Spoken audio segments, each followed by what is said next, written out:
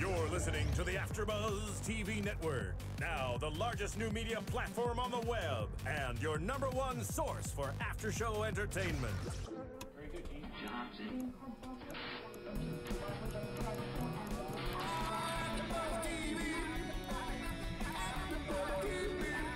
From the AFTERBUZZ Studios in Los Angeles, California, presented by Maria Menounos and Bing.com, and streaming live thanks to Akamai Technologies. This is AFTERBUZZ TV's Once Upon a Time in Wonderland After Show. We'll break down tonight's episode and get you all the latest news and gossip.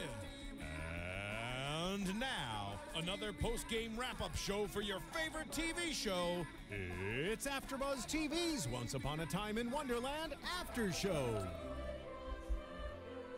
Oh, that music is beautiful. Is this really the music for this show? No, not for this show. It's actually Alice in Wonderland, like the Johnny Depp movie. Oh, okay. I was really confused. I did not hear this. Bing is for doing, and we are doing another Once Upon a Time in Wonderland after show. The episode is #2, Trust Me. I am your host, Jacque Borowski, and with me are Tiona, Hobson and Marisa Serafini. What's up, guys? And Steve in the booth if he wants to chime in. Yay! I do love this music, though. It's very pretty. At first, like, just because of the singing, I thought it was You Can't Always Get What You Want. Yeah, it sounds like Yeah, just a little bit. So, the first order of business is Oops, I'm Sorry. And that is in regards to the timeline. A lot of people pointed out to me that there were all kinds of things wrong with my observation / theory / grave error in the timeline. Which we all kind of made because we were all confused about where this storyline was picking up, and now we know that. But it's not entirely our fault because they didn't clearly point that out in the show, too. They were pretty vague about that. No, and they say it's present day, but it's actually present day for season 2 once because it's after the Wraith has been let loose. So everybody's kind of going crazy, which makes sense because then they wouldn't notice that the Knave is just like slipping in there. And other fact that was pointed out to me is that the Victorian England that Alice comes from, it's not a time travel thing. It's just a completely separate world. Like Agrabah is a separate world, and our world is separate from Wonderland.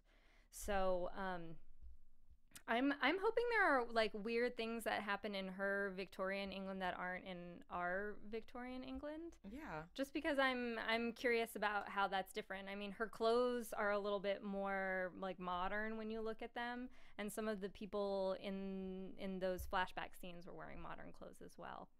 And speaking of people that talk to us on YouTube and iTunes, I just want to remind you to go on iTunes and rate and comment.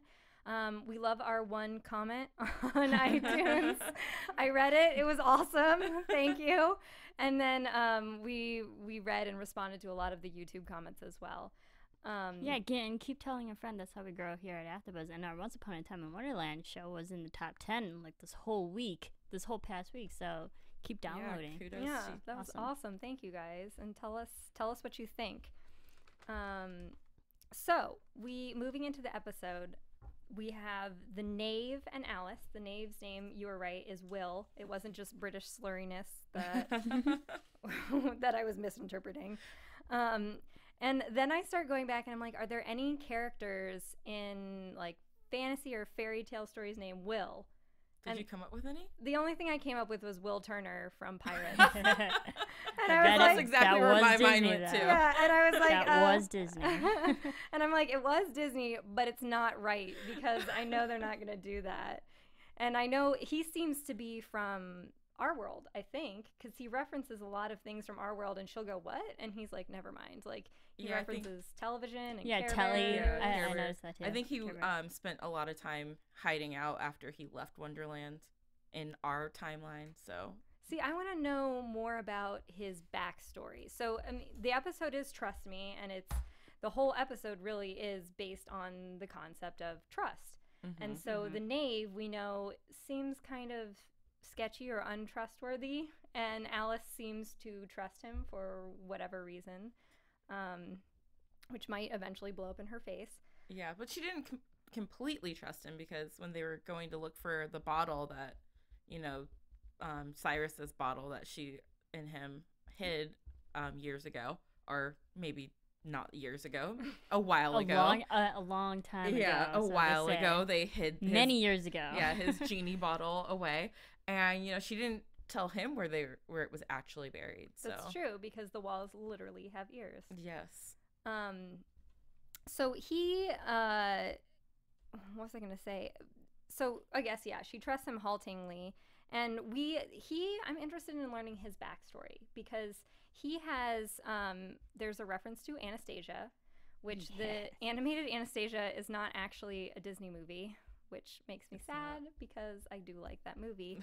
But there was in real life, Anastasia, and the Romanovs. Yeah, they thought she had escaped when her whole family was killed, which later was proved to be incorrect by looking at DNA.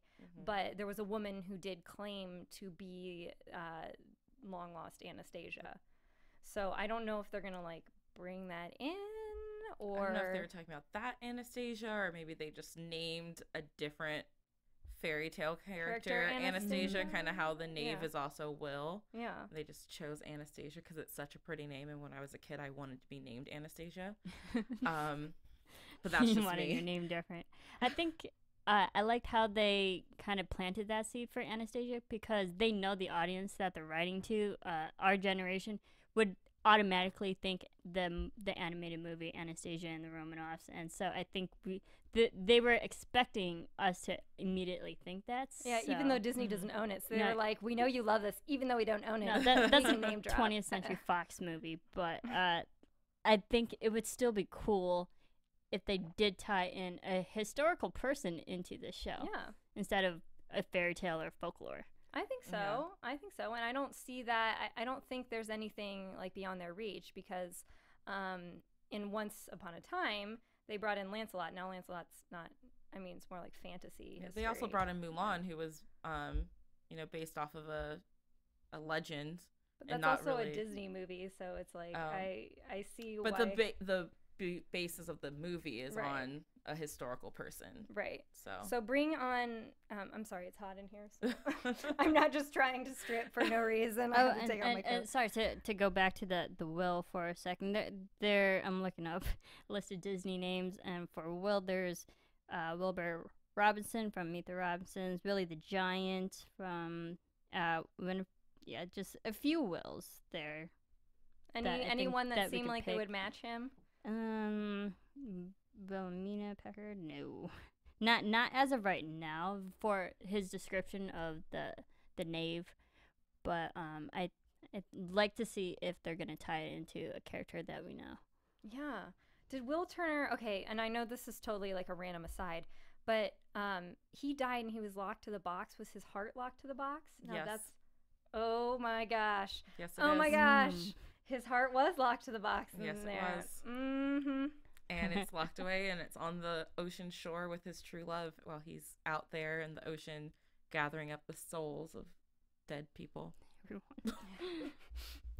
But her name was Elizabeth Swann and not Anastasia. But you never know. You never know how they're going to. And that's the great thing, is you never know where they're going to take it. These writers are so on top of it. They've had this mapped out from the beginning, so they know where they're taking it. But they leave it. They drop us little hints.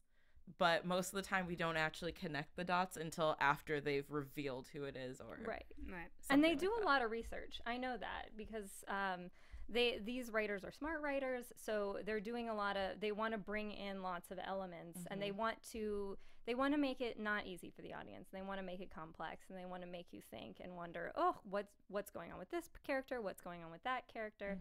And at this point, because the cast is so small, that's the beauty of having a small cast, is you have this backstory that for some characters you do know, and then for some characters, you're like the Knave, we're all just it's anybody's guess. You're just wondering. And I liked how Once Upon a Time in Wonderland started with such a small cast.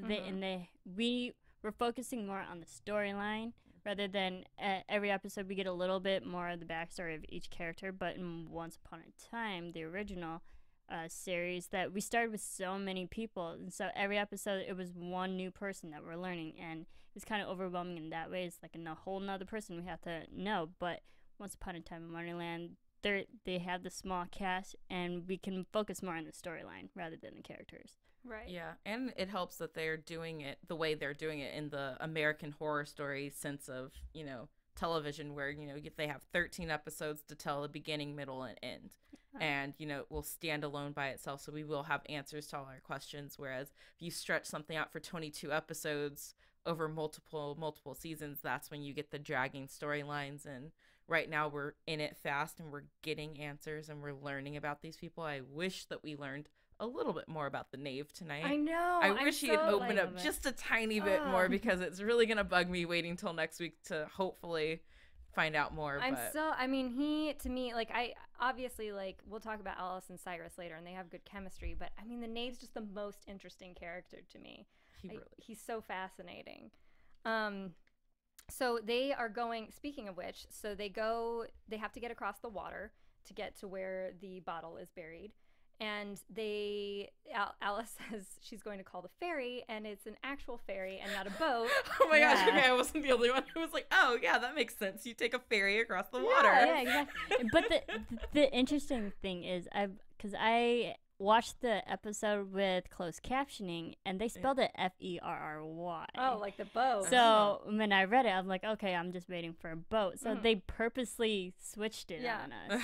I love that. I thought it was super cute. And then, of course, the fairy has a past relationship with the Knave. Silver Mist. That's a cool name. That kind of reminded me of a Jack Sparrow moment too, where it's Jack Sparrow has all these past lovers. She just comes up and slaps him. I wrote that down too. Yeah. I'm like, what did he do to deserve that? Yeah. Clearly something, but she's over it because she doesn't hold grudges, and she's over it, and she can be professional in her job. I have a feeling we're gonna meet. So she said. Right. I mean, hold grudge? Are you kidding me? She dropped him in the freaking water. I have a feeling we're gonna see a lot of jilted lovers of his, in Wonderland or other places. Yeah, it seems like he leaves a lot of that in his wake. So yeah, she drops him in the water, and they manage to luckily get to a plot of land. Which was so random. I'm like, that was convenient. Those rocks just happened. I actually thought that they had found that they weren't that far away from the shore, and that she dragged him to shore. I thought that too. That's what I thought when originally, and then she did her stomping of the foot thing. I was like, wait, what is that? Yeah, then they panned out, and you could see that it was not the shore. Guess we're not as smart as you, Marissa. That was so random, especially just how they built it up. That the fairy was still having beef with the Knave, and then she drops him, and the way they shot it, he's literally in open water. There's no land around, and then how they immediately went, the next cut was they found land. I'm like, okay, I don't believe that. He managed to flail his way to a piece of land. I don't know, I just didn't believe it. Or maybe the turtle slowly floated towards him and he didn't even notice. I don't know. Maybe that turtle secretly was in love with him. Maybe the turtle was underwater still, and then he rose up. Submerged. Yeah. Maybe. Came up. Maybe. But I loved how Alice just was like, all right, I got to go save him.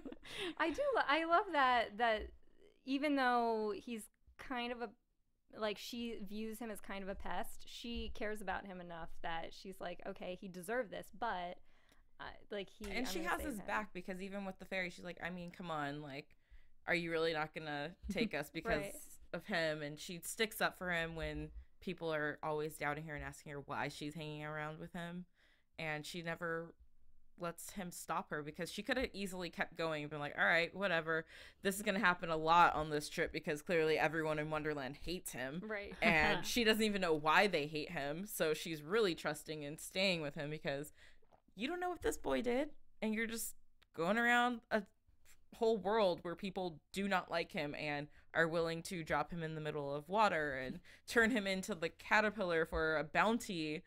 How much is this bounty? I mean, maybe you should go get the bounty. I don't know. Get your wish back. Why does the caterpillar have a bounty on him? What are the dealings of the caterpillar? That's another fascinating thing. I can't wait to see more characters from Wonderland slipping into here and what they're like and what they're about. I want to see the White Queen, who hasn't arrived. Somebody mentioned, a fan mentioned that it could be the White Queen from Frozen, which I would like. Yeah, I think that that'd would be be a cool tie-in. Yeah.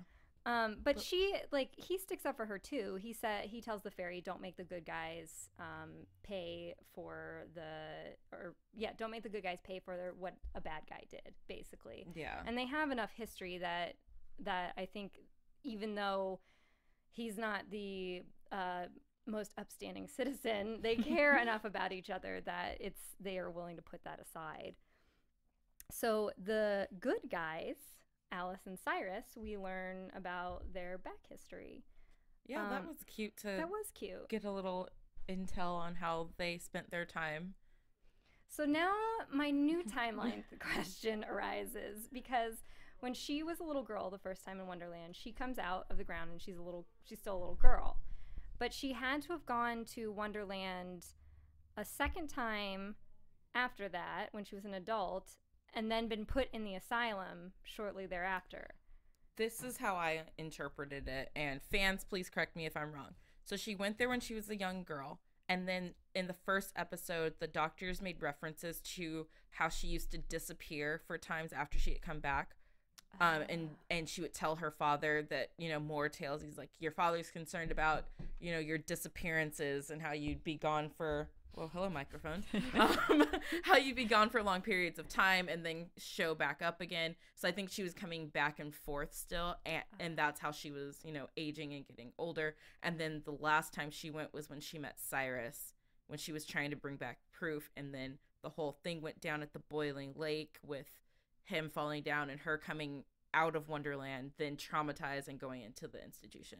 I completely agree with that. That makes sense. Yeah, I completely agree with that, because when she met him, she had the rabbit in her bag. That makes complete sense. Which also kind of highlights the reason, maybe, like one of the reasons why her relationship with her father was so broken, and why she feels so close to Cyrus, because Cyrus is one person who is, well, up until this point, has always been there for her, has always rooted for her and believed in her, and she kind of feels like her dad abandoned her, or just didn't listen to her, or didn't appreciate, but didn't believe her. Yeah, and that also makes sense, because the doctors at the asylum said that this has been an ongoing thing for years. And I'm like, if she was only at Wonderland once or twice, then, and from being a kid, from the one time that we saw her go to Wonderland, and this is still going on, it makes sense if you kept going back and it kept going on for more years that we didn't see yet. Right. That why they're so concerned why she's an adult and she's still having these so-called delusions from Wonderland. Right.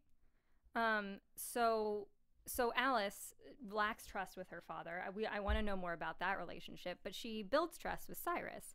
So Cyrus gives her these wishes, and he teaches her how to sword fight, and teaches. That was fun to watch. That was a lot of fun. That was a cute moment. I mean, she stole a kiss. That was Yeah. I cute. know, that was like, totally now you got to be creative. Yeah, you're like creative. Okay, I know my opponent's weakness, I think. Yeah. And that was really another important fact about knowing your opponents, which tied into the end of the episode, that if, like, Alice uses like the fake place that she created to try and see who else was after the bottle, so she could see who her opponent was. Yeah, and it also shows that her fighting ability too, because in the first episode when she just knocks everyone out at the asylum, we're like, really, how does she know all these abilities? And then seeing this flashback showing that she is a fast learner and she knows how to sword fight, and we're led to believe that she knows how to have hand-to-hand combat as well. Right. Yeah. We also learn an important thing in the Alice and Cyrus scenes is that the rules to wishes. You can't kill, you can't bring somebody back from the dead, you can't change the past, and you can't force anyone to fall in love. So we have these like established set rules, and then we know, which we'll talk about later, is that it seems like Jafar is trying to change these rules, which I think these rules will be important later on. I thought it was interesting, about the wishes, that in Once Upon a Time we know that magic always comes with a price. Yes. And that then too. in Wonderland, this is kind of the same thing, that the bigger the wish, the more bigger the consequence could be. Right. Yeah. So you have to be very careful about making those wishes. And he doesn't want her to, there's a scene between them where he's like, oh, he gets all like emo and he's like, oh, I have to leave you because blah, blah, blah, blah.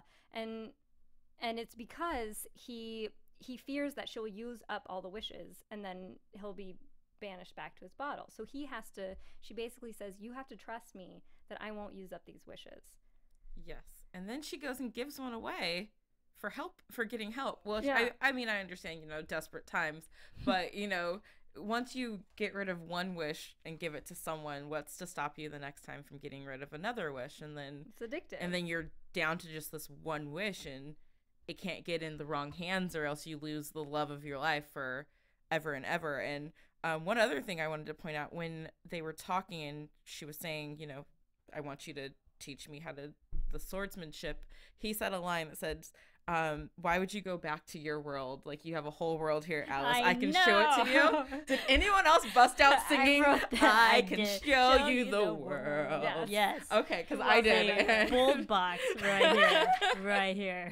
And it was so perfect for the So scene. awesome. It was just so awesome, and it just took me back to the animated Aladdin classic. I think that that's was perfect. nice. How they did that. It's perfect. It was a nice little nod to the movie, so I respect that. I like Kids and Horowitz because they always leave little nuggets for the fans, and the fans love it, obviously. Yes. So magic paper. Yeah. Pretty cool. He is in the cage. He doesn't want to play chess, and he wants to write a magic paper letter. His cage made of silver, which I did not know that silver and genies don't mix well together, apparently. We just learned this. Yeah, apparently. it weakens them. Yeah. I had no idea. So Werewolves and genies. Yeah, werewolves. yeah, I thought it was a werewolf. They have thing, something in but common. Genies, silver, not good. So Yeah. So we in the flashback we learn that he teaches Alice how to make origami out of magic paper. He makes her a little rose, and it like blooms and it's cute. And so then he pulls magic paper out of his pocket. He writes her a letter, which I think Tiona wants to read the contents of the letter. Because I spent so much time writing out the Yes. letter. Yeah, I paused the TV because I did not realize he was then going to speak the whole letter, but I needed to know what the letter said. So it says, Please do it in a sexy voice. My dearest Alice, it took several lifetimes to meet you, but only seconds to love you. And it is a love that cannot be broken, not by 1,000 spells or swords. So it is with my heart in your hands that I ask you to grant me one wish. Leave Wonderland. You are not safe here, and you cannot save me. The only thing worse than my own demise would be knowing that I have caused yours. I beg you to go home, and know that I am with you always. Forever thine, forever mine, Cyrus. Thank was you for beautiful. cue the music. I love Cue that. the waterworks. Yes. Cue everything. That was amazing. It was amazing. It was perfect. Thank you It guys. was Thank worth- you. I'll be here every Friday night. Thank it was you. worth all that writing that you did.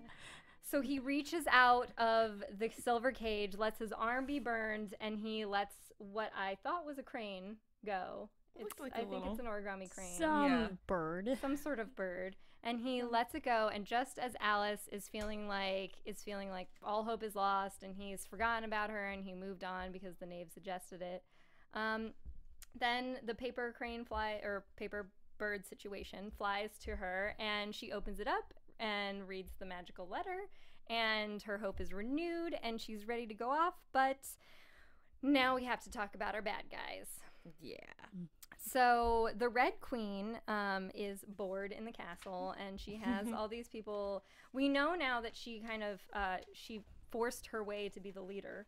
From what it Yeah, I sounds thought like. that was interesting to Yeah. hear, because who'd she take the throne from? Cora? Yeah, it Mhm. sounds like she would have taken it Yeah. from Cora. Was Cora her mom? I'm really I don't know. But if you think about it, that would make sense, because if it lines up with the beginning of the Once Upon a Time season 2, Cora was in the fairy tale Yeah, land, she in was that already little trapped corner there. of the world, so she was gone. Mhm. And so her absence would have this new Red Queen back into the throne. Well, Right, not yeah. back in. She would take over But the she throne. would take over for where Cora left things. So, So I want to know, I'm interested in what happened there. If there's a White Queen, and so she's in this room and she's all like, I'm so bored, blah blah blah. And then Jafar comes in and wastes an entire room of people. Just so now we know that Jafar is magically, well, we already knew Jafar was magically more powerful than her, but Jafar is done being bored, and he's now like so bored he's destructive. So he's coming and he's like, I'm just gonna waste an entire room of people. And they have kind of like a tete-a-tete about the bottle and where to find it and where it is. But moving back, because I just remembered this, Jafar in the beginning. oh yeah, when he was in Agrabah. He's in Agrabah. Many years ago. Yeah, which many years ago. Same Jerry curl, many years ago. Many years ago. Clearly his style hasn't changed over time. And he's just gotten crueler too. Jafar's just grumpy because he hasn't moved with the times, and the Red Queen He gets just a needs to fabulous find some love. wardrobe. He does. He needs to find some love and then he'll be happy. He does. He won't be such a mood killer. So he can't find the genie, and he's looking for the genie, and he kills the scarf seller because the scarf seller knows where the genie is. The scarf seller actually sent the genie away. Yeah. So he, which was a good act on him. Yeah. It shows that he actually was a good guy who, cared about the genie in some way, because he's like, the Right. guy you warned me about is here, and I'm going to wish you away to the furthest place away from here. And Right. luckily And you- save Cyrus. You catch his name, Farzan Shamed. I didn't catch it. I didn't catch Yeah, it. he said a name, and I'm like, who is he? Is he a fairy tale character, or he's Or if related to someone that we if know? we're going to like the Or he's from, beginning like- of Aladdin, Yeah. the movie, Yeah. I mean, it turned out that guy was the genie who was walking around selling stuff in the very beginning of the Oh, movie. But maybe yeah. that was supposed to be a nod to his character. Yeah. That's Yeah. really interesting. I want to know who that is. Or is it a character from like 40 Days or 40 you guys know what I'm talking about, the 40 Nights?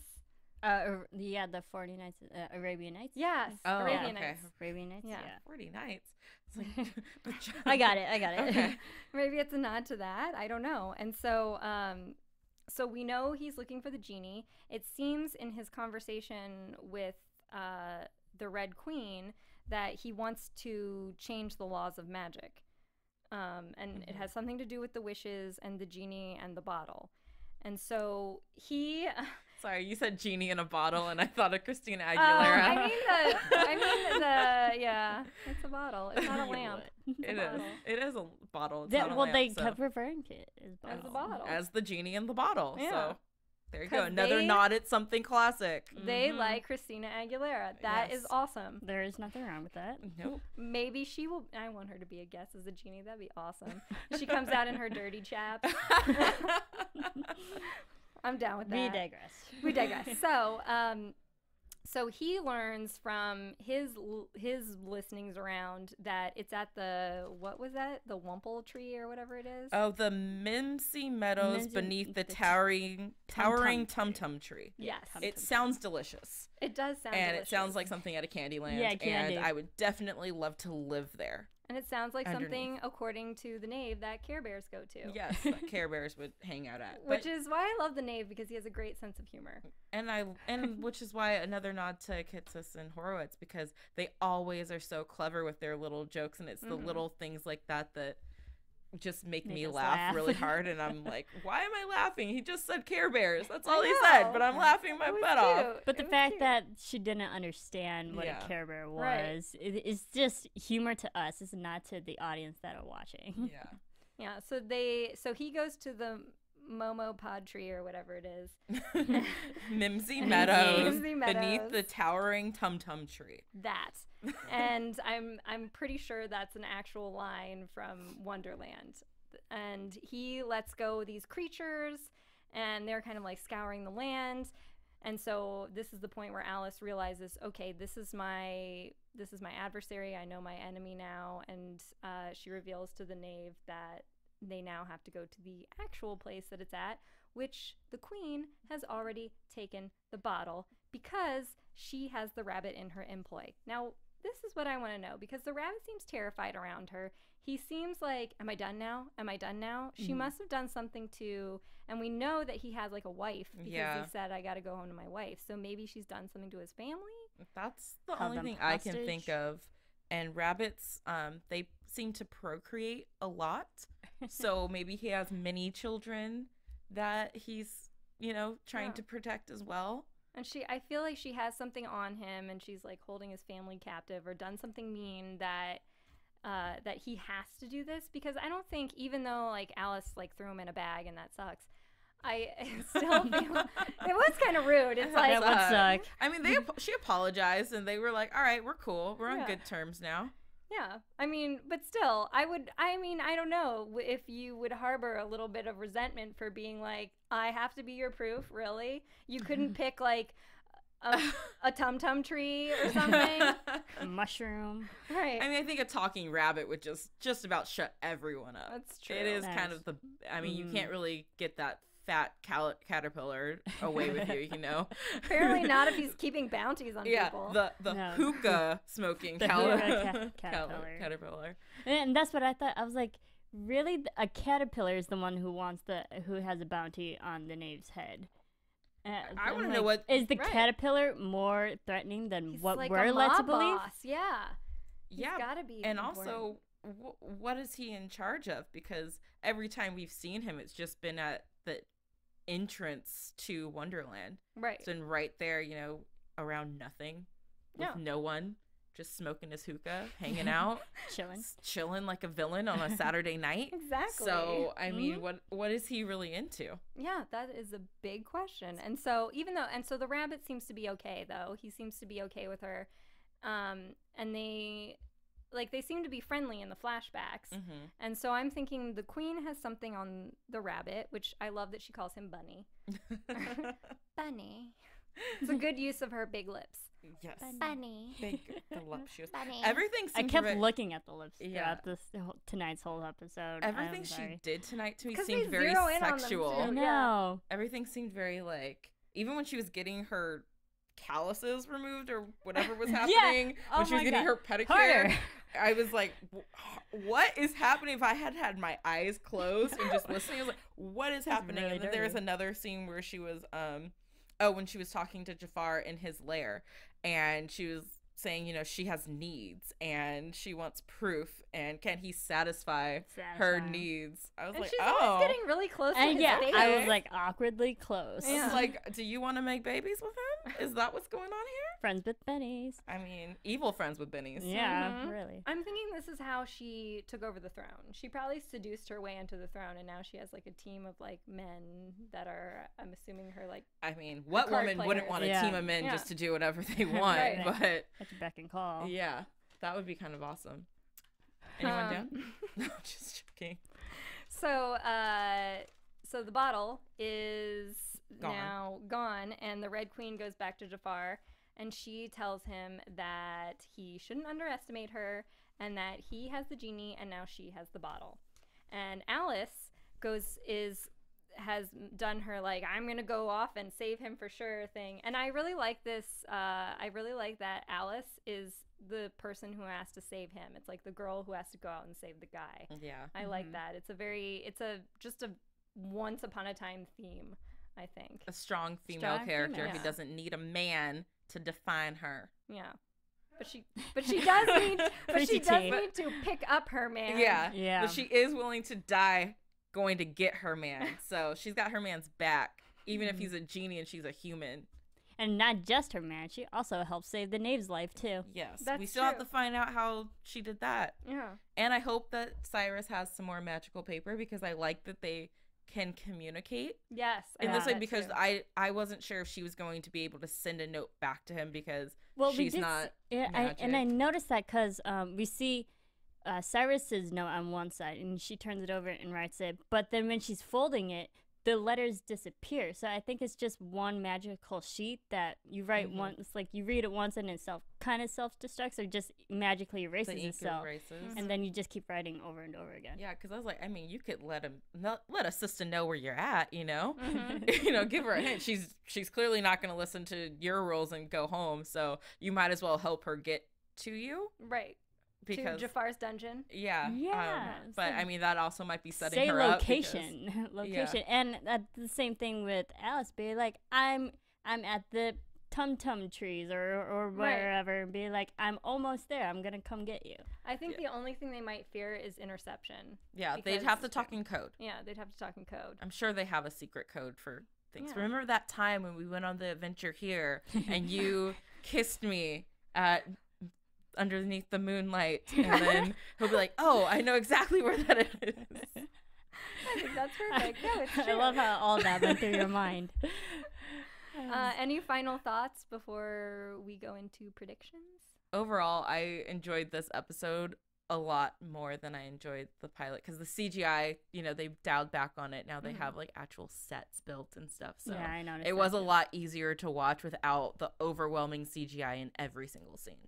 And I think you get more into the story the more you know the backstory. And so I think that for me is also really interesting. It's like you start to really care about these characters once you know what their backstory is, which is why I would actually really like to know, because you know how Regina was kind of like a nice person and then something bad happens to her. I want to know if that happened to the Red Queen or to Jafar. Like, were they always this bad? I really want to know about Jafar.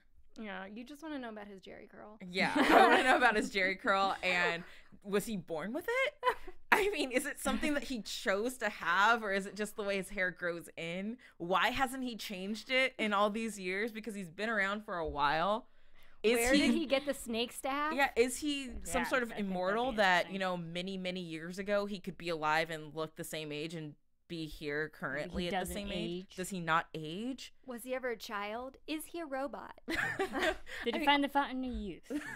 All these thoughts go through my head when I think of Jafar, and I'm so excited because, I mean, and especially since he's a character who, you know, most of us have grown up with and seen in the cartoon version. So it's going to be fun to see their take and take his character one step further and actually see why he is the way he is. Yeah. And I want to say the same thing for the Red Queen, because we know she manipulates her way into certain positions really have and whatnot. magic. And no, not really. And I want to know how she became the person that she is now. What happened to her past? Why she became a cold, heartless biatch trying to take over. So, where did she get her clothes? Why is she jaded or something? I think knowing their backstory would make it their characters more developed, more layered, and more interesting to watch. Yeah. And I think that I have every hope that that's what's going to happen. We're going to start to learn backstories. We're going to learn who Anastasia is, if she's a Romanoff or not. Because, I mean, Alice asked him like 3 times tonight. I know. Who's Anastasia? He's like, that's just a tale of heartbreak. Like, okay. Will Turner. Yeah, Will Turner. So, predictions. Your AFTERBUZZ TV predictions. Is that what it sounds like new. without music? Actually, ironically, that's an old one. Oh, wow. It was like Beam Me Up, Scotty. It was like predictions. Based on what I saw for coming next week, it looks like their note does kind of get intercepted by Jafar, but I think they could still communicate with each other. I don't really have any predictions. Mostly just what I want to see more of, which is backstories on everyone. And I'd like to see I'd like to see a young Alice in Wonderland. yes. Because we got to see a young Alice leaving Wonderland, but we never got to see her in Wonderland. So I think that'd be fun to kind of see her in there. I think so. And I think for the Red Queen, why she's there and what happened to Cora, because we know that Cora used to be, I think, because it's Alice in Wonderland storyline, that the current Red Queen probably might have pushed Cora into a looking glass, therefore banished Cora to the fairy tale land in Once Upon a Time. But she left to go there with Hook to go save her daughter. Yes, but I think it'd be interesting how that they could... tie each show to each other. Like Yeah. that way. Yeah. I know they said for now they don't want to do too many tie-ins, but I feel they have to later because it has to connect. Yeah. And I agree with you, Tiona. There's things that I want to know and want to happen, but I think it looks like in the previews that the Knave is going to betray her of sorts. Which is something that I think that I see coming because I don't know if I trust him fully yet because he said he's only on this mission for the wish. Right. And he's a knave is by definition not trustworthy. So at some point he's going to have to make that epic decision of good or evil and choose the path he wants to go down. So you can find me at 123Jackie_B on Twitter, at 123JackieB on Instagram, and here at the Sleepy Hollow after show. Where can they find you guys? You can find me on Twitter and Instagram at the Tiona Hobson, and you can also check me out on the Once Upon a Time panel here at AfterBuzz, the Castle, and Parenthood. You can follow me on Twitter and on Instagram at Serafini TV on the Once Upon a Time. This one, Parenthood, Glee, when that comes back, and lots of shows. So we'll see you next week.